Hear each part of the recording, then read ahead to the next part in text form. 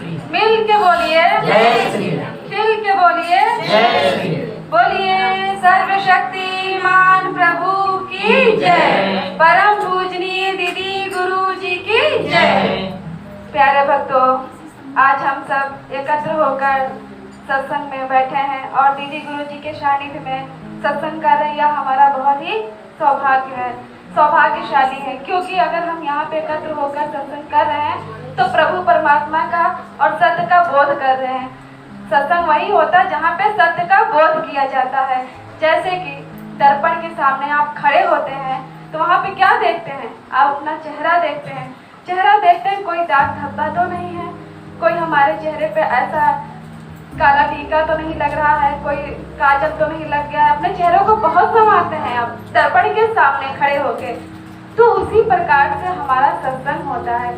जब हम सत्संग में आते हैं तो हमारे चेहरे की तरह हमारा मन शुद्ध हो जाता है, तन शुद्ध हो जाता है और जो हमारा धन होता है वो पवित्र हो जाता है। और तीनों चीजों से जो पवित्र हो जाता है वो समझ लीजिए एक अच्छा इंसान बन जाता है और प्रभु परमात्मा का दीदार कर लेता है, क्योंकि उसमें इतनी शक्ति, इतनी समर्था आ जाती है। क्योंकि और कहीं आपको ताकत नहीं मिलती और कहीं आपको ऐसा ज्ञान नहीं मिलता जहाँ आप अपने मन को जान सकें, अपने आप को जान सकें। एक गुरु दर ही तो है जहाँ आप सब कुछ जान सकते हैं, सब कुछ पहचान सकते हैं। आप अपने जीवन के परिवर्तन को नहीं रोक सकते। रोक सकते हैं? नहीं। क्या अपने जवानी को रोक सकते हैं? नहीं रोक सकते। अपने बुढ़ापे को रोक सकते हैं? नहीं रोक सकते। तो ये वास्तविक सत्य है। जब आप जन्म लिए हैं तो मृत्यु निश्चित है, आपको जाना भी संसार से। तो कितने दिन के मेहमान हैं हम? सिर्फ 50 साल के, और उसमें भी कितने लोग कब पिछड़ जाएं ये जानते नहीं हम। लेकिन फिर भी अहंकार है इतना, ईर्ष्या देश इतना है कि हम लोग आपस में ही लड़ते रहते हैं, झगड़ते रहते हैं। परिवार में एकता नहीं है। घर परिवार में जब एकता नहीं रहेगी तो आपको कहाँ एकता दिखेगी? आप अपने आप को सुधारने की कोशिश करिए, आपका परिवार सुधर जाएगा, आपका मोहल्ला सुधर जाएगा, आपका शहर सुधर जाएगा। और आपका जब शहर सुधर जाएगा तो पूरा ये विश्व आपको सुंदरमय लगने लगेगा। और ये कहाँ से आपको प्राप्त होगा? सिर्फ गुरु के दर से और सत्संग से ही मिल सकता है। जब आप खुद आएंगे और गुरु दर से जुड़ेंगे, दीदी गुरु जी के विचारों को सुनेंगे, अनेकों भक्तों के विचारों को सुनेंगे और उनको श्रवण करेंगे, तो आपका जीवन ऑटोमेटिक ही बदल जाएगा, परिवर्तित हो जाएगा। और ये संसार है, यहाँ माया रूपी है, इसमें ना फंसिए। अगर फंसना है तो प्रभु परमात्मा के प्रेम में फंसिए, जो आपको एक दर्पण दिखा सकता। आप यहाँ पर बैठकर सत्संग कर रहे हैं, जैसा कि अभी आपने सुना भी, स्वाति जी ने बोला कि बहुत ही सौभाग्य की बात है। और वैसे भी सत्संग सभी को नहीं मिलती। सत्संग तो उसे मिलती है जिसमें परमात्मा की कृपा होती है। सभी सत्संग में ना आ सकते हैं, ना बैठ सकते हैं, ना प्रभु के भजन सुन सकते हैं। प्रभु का बखान सुनना भी एक छोटी बात नहीं होती है।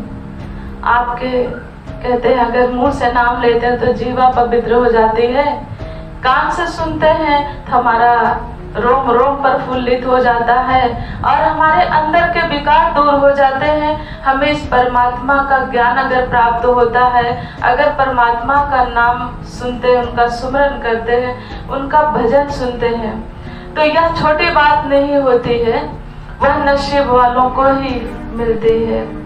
तो जैसा कि आप सभी जानते हैं कि श्राद्ध का समय चल रहा है, तो श्राद्ध का समय चल रहा है, सभी को पता है। जैसा कि एक बार शादी हुई बहन की, जब वह ससुराल जाती है तो उनकी सासू माँ होती है और दादी सास भी होती है। तो जो दादी सास थी, जब उसे कुछ चाहिए होता था तो पास में उसके रखा गया था थाली, उसे बजाती थी, तब उनकी बहू आती थी। तो यही सिस्टम चल रहा था और श्राद्ध का समय भी चल रहा था। और साथ में ही जो अभी नई बहू आई है वह सारी चीजें देख रही है, और जैसे ही वह थाली 2-4 बार बजाती थी तो उसकी बहू पहुंचती थी, बोलती है क्या बार बार बजाती हो, डिस्टर्ब करती हो। तब बोलती थी कि मुझे यह खाना है, जो भी बोलती थी, तो अक्सर यह होता था कि उसको वह खाना नहीं मिलता था जो वह मांगती थी या चाहती थी। तो आम घरों में भी शायद ऐसा होता भी होगा, और आजकल तो कुछ ज़्यादा ही होता है। तो यही सारा सिलसिला चलता रहा। नई बहू जो आई थी वह उनकी तो दादी सास थी, लेकिन जैसे ही वह थाली बजाती थी बहू तुरंत पहुंचती थी, और पहुंचती थी बोलती, दादी सास माँ से पूछती थी कि क्या ज़रूरत है माँ, उनको मालिश करना, उनकी सेवा करना, उनको टाइम पे जो चीज़ें चाहिए होती थी वह सारी चीज़ें देती थी। तो बड़ी खुश रहती थी उनकी दादी सास।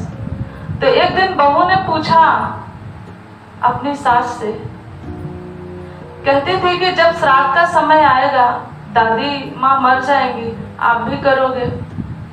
बोली हाँ, वो तो सभी करते हैं, मैं भी करूंगी। बोली लेकिन मैं यही देखती हूँ कि जब भी दादी सास आपको बुलाती हैं तो आप जाते नहीं हो, सुनते रहते हो तो भी नहीं सुनते हो। अगर वो कभी कुछ मांगते भी हैं तो उनको आप डांट के चुप करा देते हो, उनकी कोई सेवा नहीं करते हो। उनके हिसाब से कभी हमने यह देखा कि खाना भी नहीं दिया होगा। तो आप श्राद्ध क्या करोगे? जब दादी सास जीते जी हैं, आपसे कुछ मांग रही हैं, तो किसी की सेवा करना तो जीते जी ही करिए।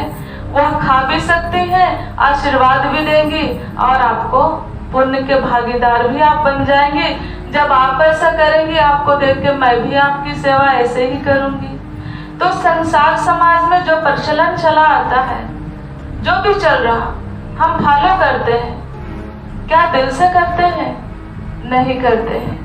कहते हैं अगर दिल से बुलाइए, जैसे मीरा ने बुलाया तो भगवान प्रकट हो गए, आ गए। शबरी ने बुलाया, भगवान श्री राम जी आ गए। अगर आप दिल से बुलाओ तो देखिए भगवान आते हैं कि नहीं आते।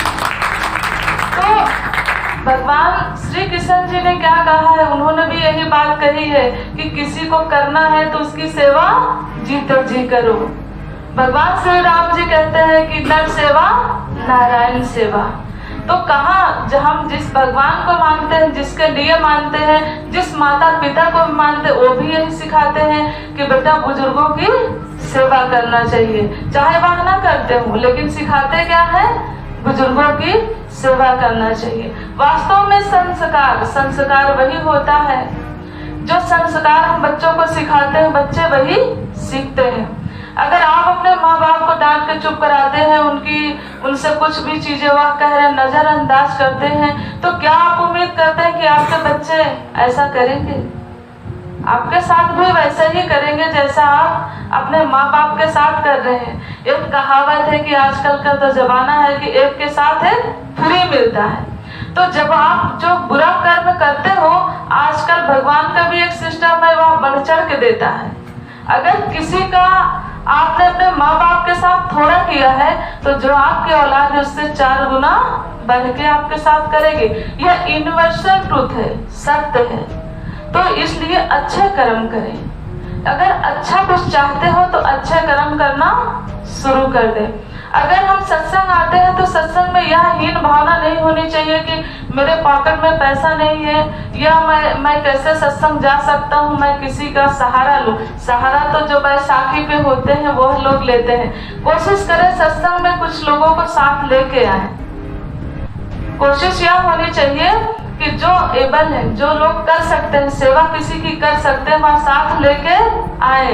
अगर आप आने लायक नहीं हो तो देखना भगवान स्वयं आपकी मदद करके आपको बुलाते हैं। कभी कभी ऐसा भी देखने को मिला है कि बहुत ही असहाय लोग होते हैं। हमारे यहाँ एक माता आती थी, प्रेम से बोलिए।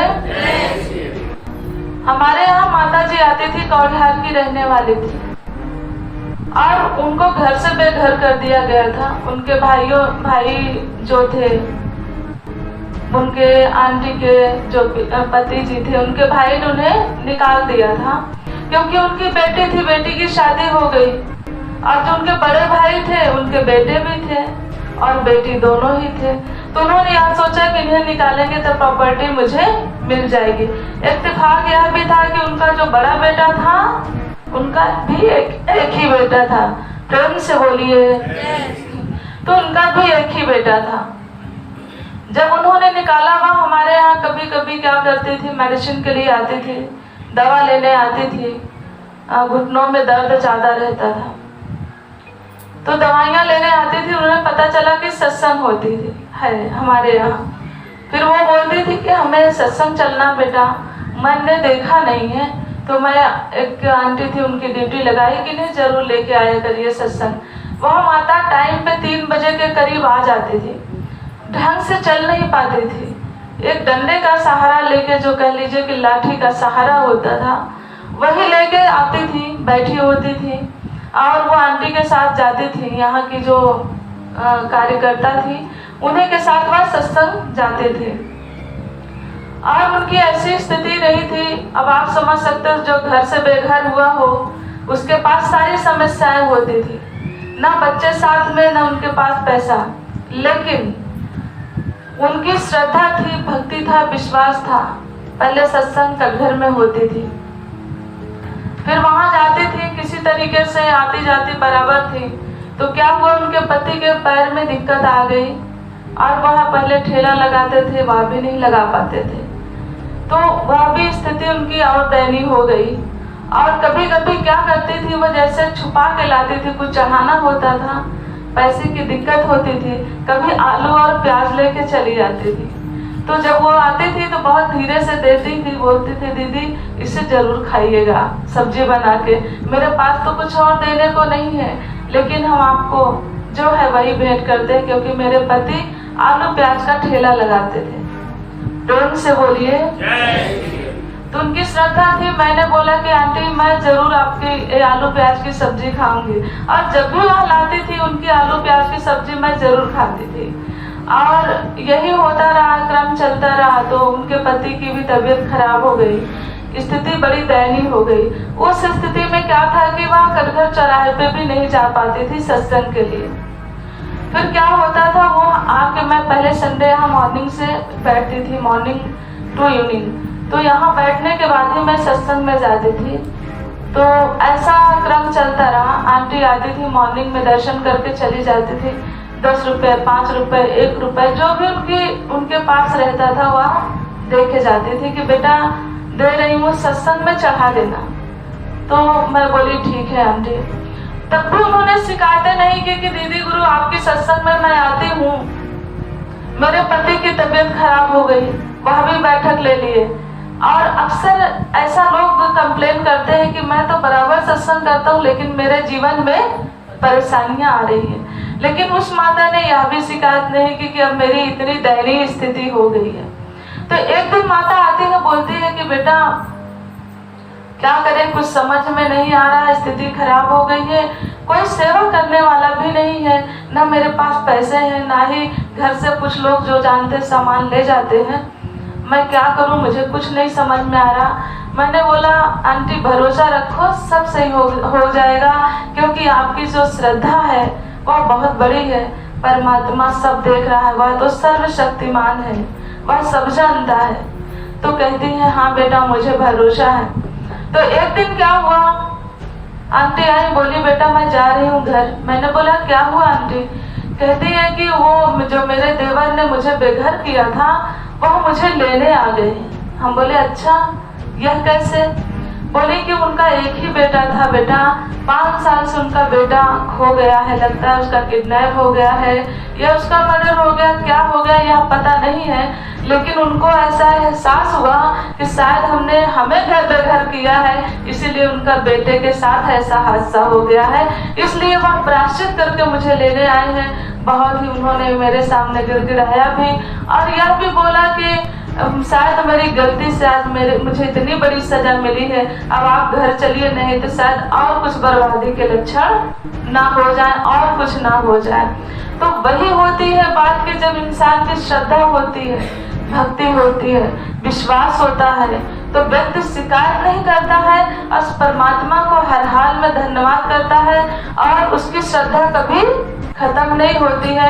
वह जो नहीं चाहता परमात्मा वह देता है। अक्सर मैंने विचार में यह बोला है कि परमात्मा तो मुझे सागर जैसी खुशियां देना चाहता है, हम उसके सामने चम्मच लेके खड़े हो जाते हैं डिमांड करके, उसे छोटी कर देते हैं। इसलिए अगर उनके सामने कुछ मांगना है तो उन्हीं को मांग लीजिए, परमात्मा से प्रीति लग जाए। जिसने भी परमात्मा से प्रीति की है वह वापस इस संसार में नहीं गया है। उसे चाहे वह झोपड़ी में ही बिताना पड़ा, लेकिन उस झोपड़ी में भी वह आनंदित होकर बिताए हैं।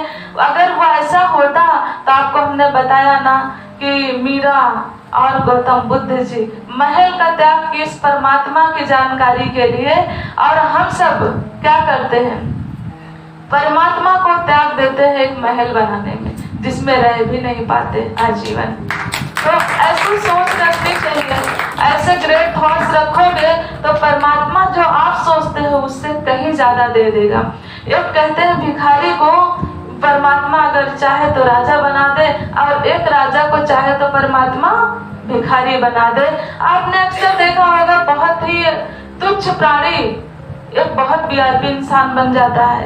एक ऐसा व्यक्ति जिसके पास पैदल चलने के भी लायक नहीं होता, कहीं जाने तक के पैसे नहीं होते हैं, एक चप्पल खरीदने के पैसे नहीं होते हैं, और उसकी बड़ी बड़ी फैक्ट्री भी खड़ी हो जाती है। तो कैसे यह परमात्मा की दुआ होती है, नेक कर्म होते हैं, नेक विचार होते हैं। अच्छी सोच अगर रखोगे तो जीवन में याद रखिए कि अच्छा ही होगा आपके साथ। इसलिए सदैव अच्छा सोचें। अगर अच्छा सोचेंगे, अच्छा करेंगे तो परमात्मा आपके साथ अच्छा करेगा। इसलिए सत्संग में आना चाहिए। इंसान का जीवन तो यूं ही बीत रहा है और ऐसे ही बीत जाएगा, आलस में, कुछ जो भौतिक चीजों की चमक दमक है उसमें, लेकिन उसमें वास्तविक सुख नहीं है। जब वास्तविक सुख मिलता है तो यह परमात्मा के चरण में ही मिलता है। अगर वास्तविक सुख आपको मिलता है तो आप समझिए कि आप परमात्मा के करीब हो गए हो। और परमात्मा तो वैसे भी यह इसका आदि है न अंत है, इसका आदि है न अंत है। यह तो अजन्मा है, अजर अमर अविनाशी है, यह सर्वशक्तिमान है। सबने कहा है लेकिन हम मानते नहीं है। भगवान शिव ने कहा, भगवान श्री राम जी ने कहा है, भगवान श्री कृष्ण जी ने कहा है, सब ने कहा है। हम सबको मानते लेकिन परमात्मा का कहा हुआ नहीं मानते। सब मानते हैं लेकिन परमात्मा की नहीं मानते, इसलिए हमारा जीवन सुखी नहीं होता है।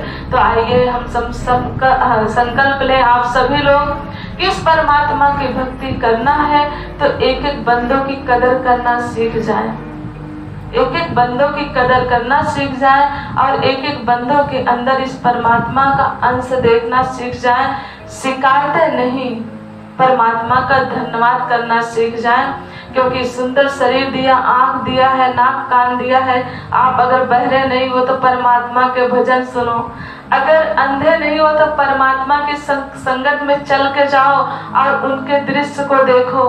अगर आप संतों महात्माओं के अपने दृश्य से दर्शन करो, अपने आंखों की दृष्टि से, और परमात्मा ने पैर दिए हैं तो सत्संग चल के जाओ।